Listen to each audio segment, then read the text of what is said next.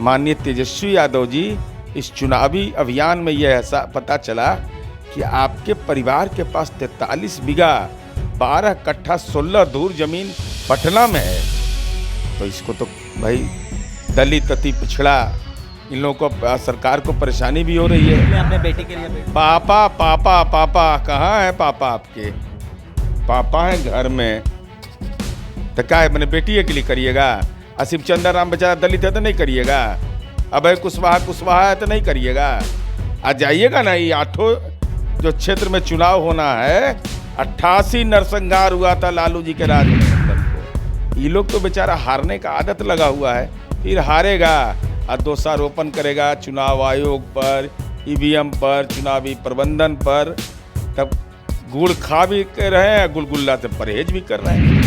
नमस्कार, आप देख रहे हैं न्यूज़ फॉर नेशन में आपके साथ अभिजीत सिंह। लोकसभा का चुनाव चल रहा है, ऐसे में 6 चरणों का चुनाव है जो खत्म हो गया और आखिरी चरण यानी कि कल 7वें चरण का वोटिंग होना है। और वहीं बात करें तो नेता प्रतिपक्ष तेजस्वी यादव लगातार दावे कर रहे हैं कि जो हमारे चाचा हैं वो 4 जून के बाद बड़ा फैसला लेंगे पिछड़े की राजनीति के लिए और अपनी पार्टी को लिए। इसी बात करने के लिए हमारे साथ है जदयू के मुख्य प्रवक्ता है नीरज कुमार। कैसे देख रहे हैं, तेजस्वी यादव लगातार दावे कर रहे हैं कि 4 जून के बाद नीतीश कुमार हैं जो बड़ा फैसला लेंगे?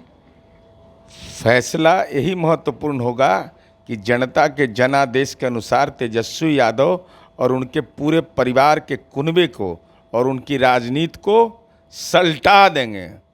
सलटाना होता है ना, सलट जाएगा।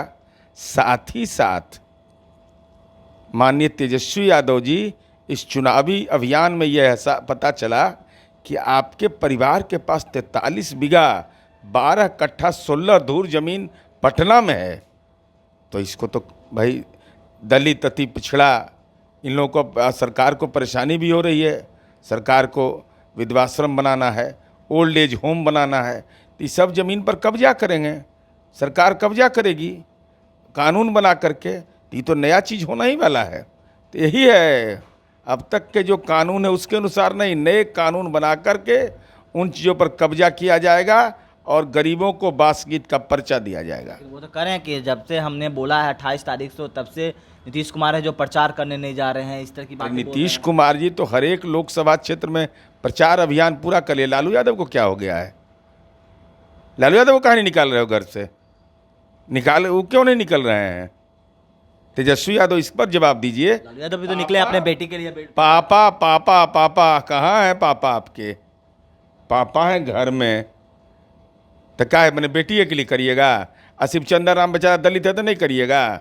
अभय कुशवाहा है तो नहीं करिएगा? आ जाइएगा ना, ये 8 जो क्षेत्र में चुनाव होना है, 88 नरसंहार हुआ था लालू जी के राज में। तेजस्वी यादव जी माफ़ी मांगिए। और सब जगह ललटेन नहीं है कहीं है, सब जगह बिजली जल रहा है। तो जिनको भी ललटेन से प्यार है वो अपने अपने घर का बिजली का कनेक्शन कटवा लें चुनाव के पहले, कि भाई ये नीतीश कुमार जी के निश्चय का बिजली है। और उस बिजली कनेक्शन जब कटवाएंगे तो उनकी पत्नी और उनके परिजन ही इलाज करेंगे कि इनका दिमाग कुछ ढिल्ला हो गया है, या आप बाहर रहिए, हम तो नीतीश कुमार जी के तीर और एनडीए को वोट देंगे। 1 जून को इंडिया अलायंस की बड़ी बैठक होने वाली है जिसमें तमाम नेता रहेंगे इंडिया अलायंस के, लेकिन ममता बनर्जी उस बैठक में। अब देखिए, कहावत है कि देख रहा है न विनोद, इंडी गठबंधन का हाल क्या है। चुनाव परिणाम आएगा 4 जून को। आई विनोद के जो अगल बगल में लोग हैं 21 जून को मीटिंग कर रहे हैं। इसका मतलब हार स्वीकार कर लिया। एमपी सब मेरा कुछ अगर जीत के आया तो भाग नहीं जाए, तो उसको पकड़ो धकड़ो। अब ये पकड़ो अभियान में लग गए हैं। इसका मतलब है साफ है कि एनडीए की सरकार बनने वाली है। अब ममता दीदी नहीं जा रही, उनका फैसला है। अब उन्होंने कहा है कि भाई वहाँ पर लू चल रहा है, चुनावी अभियान है, लेकिन उससे क्या मतलब है कांग्रेस पार्टी को और इंडी गठबंधन को? ये लोग तो बेचारा हारने का आदत लगा हुआ है, फिर हारेगा और दोषारोपण करेगा चुनाव आयोग पर, ईवीएम पर, चुनावी प्रबंधन पर।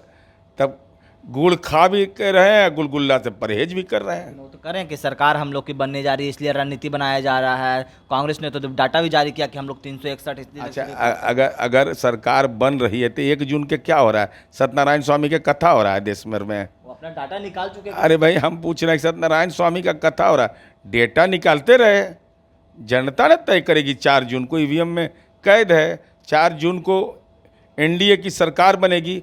और तेजस्वी यादव को यह बोलना चाहिए कि जो दावा कर रहे हैं कि हम अधिकतम सीट जीतेंगे, नहीं जीतिएगा तो विधानसभा से इस्तीफा दीजिएगा कि नहीं, बताइए।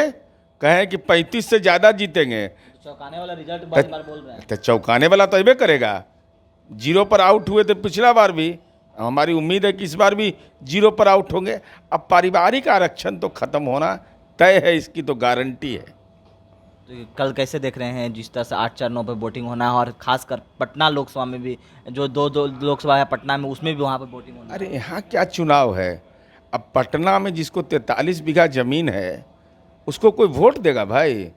तो यहाँ तो राम कृपाल जी उम्मीदवार हैं पाटलिपुत्र से, गौरवशाली पाटलिपुत्र, और उनको जीतने का आदत भी लगा हुआ है। तो जिस पर प्रभु श्री रामे का कृपा हो उनको जीतने से कौन रोक सकता है? दूसरे तरफ रवि भी हैं, शंकर भी हैं, माने सूर्य भी हैं, शंकर भी हैं। तो ऐसी स्थिति में जब ध्यान लगाए हुए हैं आदरणीय प्रधानमंत्री जी, तो जीतना तो तय ही है। तो ध्यान कहाँ जाएगा?